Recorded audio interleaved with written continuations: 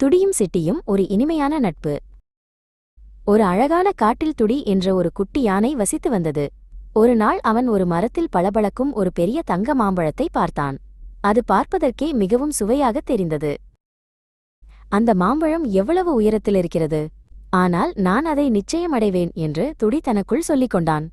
அவன் தனது நீண்ட துதிக்கையை உயர்த்தி அதை எட்ட முயன்றான். துதிக்கை மாம்பழத்தை எட்டவில்லை. உடனே துடி அந்த மரத்தை பலமாக உலுக்கினான். மரம் அசைந்தது, இலைகள் உதிர்ந்தன. ஆனால் அந்த மாம்பழம் மட்டும் அசையவே இல்லை.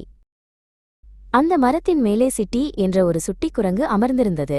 துடி மாம்பழத்திற்காக படும் கஷ்டத்தை பார்த்து சிட்டி ஆர்வமாக கவனித்துக் கொண்டிருந்தது. நண்பா, உனக்கு உதவி வேண்டுமா? நாம் இருவரும் சேர்ந்தால் அந்த மாம்பழத்தை பறிக்கலாம் என்று சிட்டி அன்புடன் கேட்டது. துடி மகிழ்ச்சியுடன் தலையசைத்து சம்மதித்தான். சிட்டி மிக வேகமாக மாமரத்தின் உச்சிக்கு ஏறியது.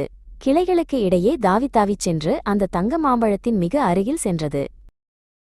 சிட்டி தன் சிறிய கைகளால் மாம்பழத்தை பிடித்து பறிக்க முயன்றது. ஆனால் அந்த மாம்பழத்தின் காம்பு மிகவும் வலுவாக இருந்ததால் அவனால் தனியாக பறிக்க முடியவில்லை.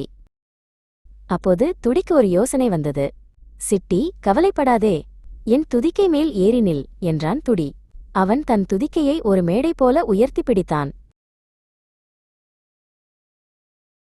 துடியின் துதிக்கை மேல் சமநிலையாக நின்று கொண்டு சிட்டி இப்போது முழு பலத்துடன் மாம்பழத்தை பறித்தது. பிடி நண்பா என்று கத்திக்கொண்டே மாம்பழத்தை கீழே போட்டது. துடியும் சிட்டியும் அந்த இனிப்பான மாம்பழத்தை பகிர்ந்து உண்டனர். ஒருவருக்கொருவர் உதவி செய்ததால் அந்த மாம்பழம் இன்னும் ருசியாக இருந்தது. அன்று முதல் அவர்கள் பிரிக்க முடியாத நண்பர்களானார்கள்.